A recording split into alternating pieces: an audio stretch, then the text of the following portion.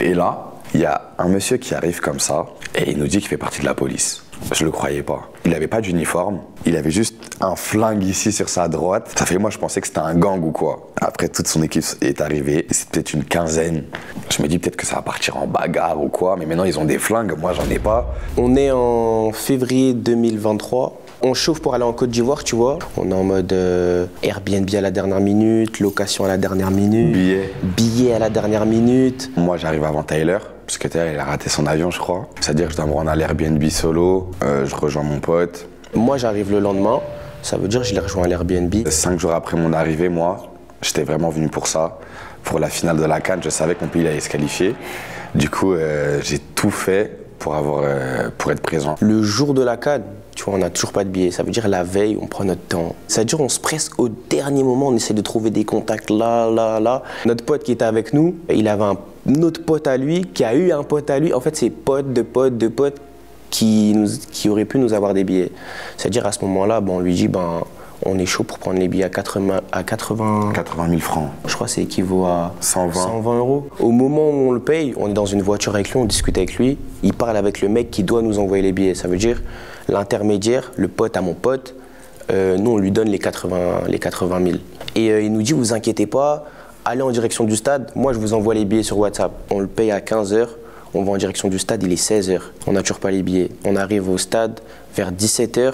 Le match, il allait commencer vers 20 h, mais il y a beaucoup d'entrées. Ça veut dire qu'il fallait s'y prendre à l'avance. On parle un petit peu avec l'ami qui était présent avec nous. Et finalement, il nous dit qu'il peut nous faire entrer parce que c'était quelqu'un de haut placé. Une fois arrivé au stade, on a eu des places. Presque on était en face des joueurs réservistes. C'était des places rêvées en vrai. On a complètement oublié les places qu'on a payées pour rien. Je te jure, on était trop dans le truc. Le stade, il était incroyable. Il était blindé, tout le monde chantait, tout le monde dansait. Coup du marteau. Tout était carré. Du coup, après la fête, on retourne dans notre Airbnb, on dort. C'est notre pote le matin quand on se réveille. Il nous dit, ouais, mais les gars, on sait toujours pas fait rembourser nos billets et tout. Et moi, dans ma tête, je refusais de me dire, je vais partir en France. Et il y a un gars dans la nature, il m'a arnaqué, tranquille. Ça veut dire, toute la journée, on lui mettait des petits coups de pression en mode, ouais, rembourse tout et tout ça. Il était en mode, ouais, je vais faire en sorte de vous dédommager. En fait, il essayait de nous rassurer, mais nous, on était en mode, fais au plus vite pour nous rendre nos 80 000. De base, nous, on devait partir avec Tyler, mais finalement, on a prolongé parce qu'on a kiffé avec mon autre pote.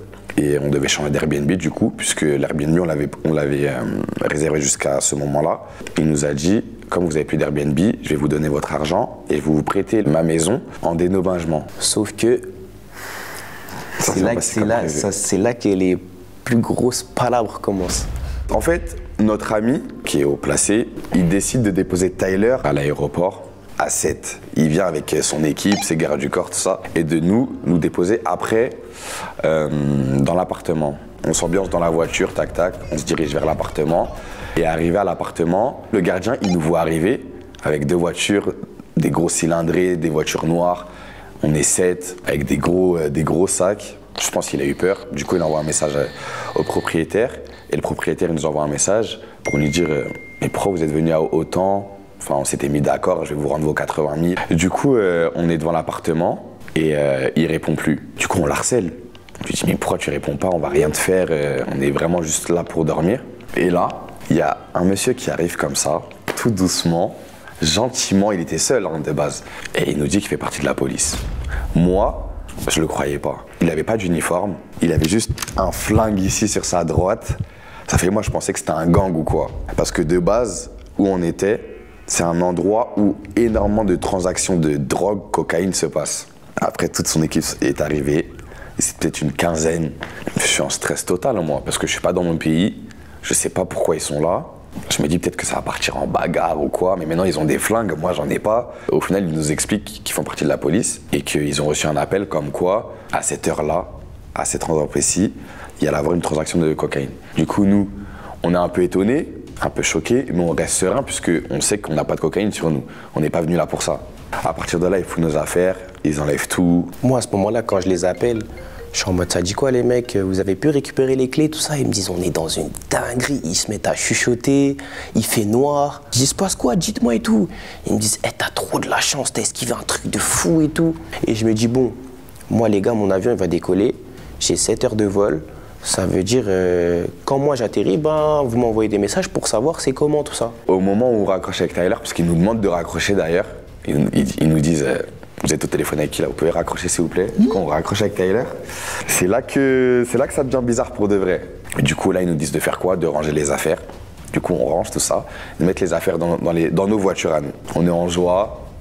Juste un petit contrôle comme ça, on va rentrer chez nous. Ou je sais pas, on va prendre un hôtel.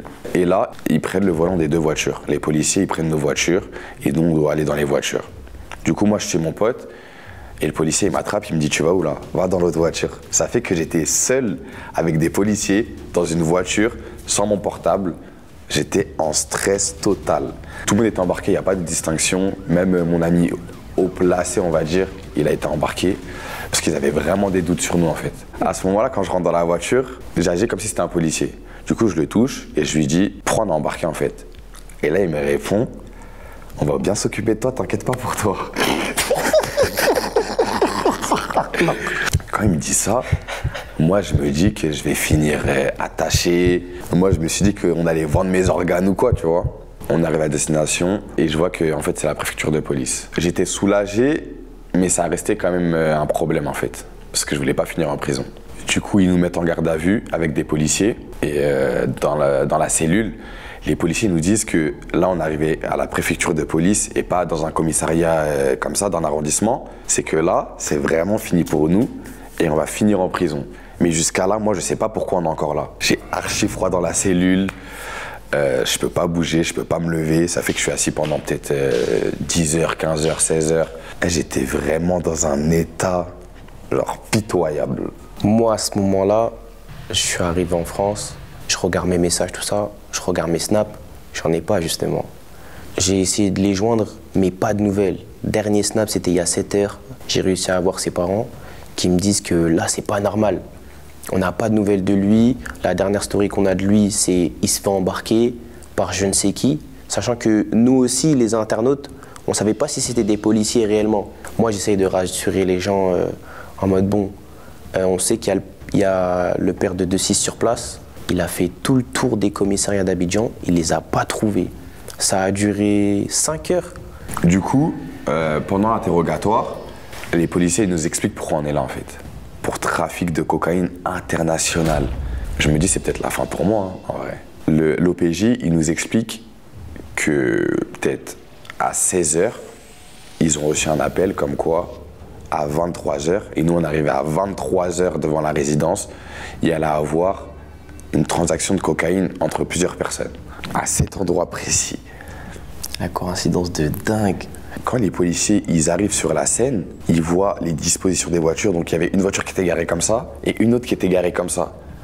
Et pendant l'appel, la personne disait les voitures vont être garées comme ci et comme ça. Mais non, comment c'est possible? C'est impossible. C'est impossible de savoir tout ça, à part si c'est un devin ou quoi. Du coup, avec mon pote, on se disait que c'était un guet-apens en fait. Le mec, il voulait nous vendre les places, il voulait archi pas nous rendre l'argent, il voulait juste qu'on finisse en prison en fait. Finalement, on explique, on répond aux questions, logiquement, puisqu'on n'a rien fait. Et grâce bien sûr aussi au haut placé, puisque comme c'est quelqu'un de haut placé, sa voix apporte plus, on sort plus tôt. On sort à partir de 17h, 18h comme ça. Une fois sorti, la première personne que j'appelle, c'est Tyler, parce que je vois qu'il m'a harcelé. J'appelle Tyler. Le moment où il m'appelle, il sourit et tout. Moi, je suis en mode, pourquoi tu rigoles? Je suis en mode, poteau, nous on est en France, là, tout le monde s'inquiète. Ouais. Mais je lui ai dit, hey, tu sais quoi, raccroche avec moi, c'est pas moi le plus important. Brief tes proches et tout. Il a dit, ah ouais, ok. En fait, moi de base, je voulais pas que mes parents soient au courant de ça. Parce que là, aujourd'hui, mes parents, ils me croient pas. Et c'est logique, parce que l'histoire, elle est tellement dingue, il y a tellement de cohérence dans tout ça. Mais quand mes parents, à deux doigts, ils croient que je suis un trafiquant de drogue et tout, international et tout. Au final, concernant le mec qui devait nous vendre les places, qui devait nous prêter l'appartement, on n'a plus de nouvelles. On ne sait pas qui il est, on ne sait pas à quoi il ressemble. Ça se trouve, il nous voulait grave du mal, je sais pas. Du coup, je vous ai raconté ma pire expérience durant la CAN 2024 à Abidjan.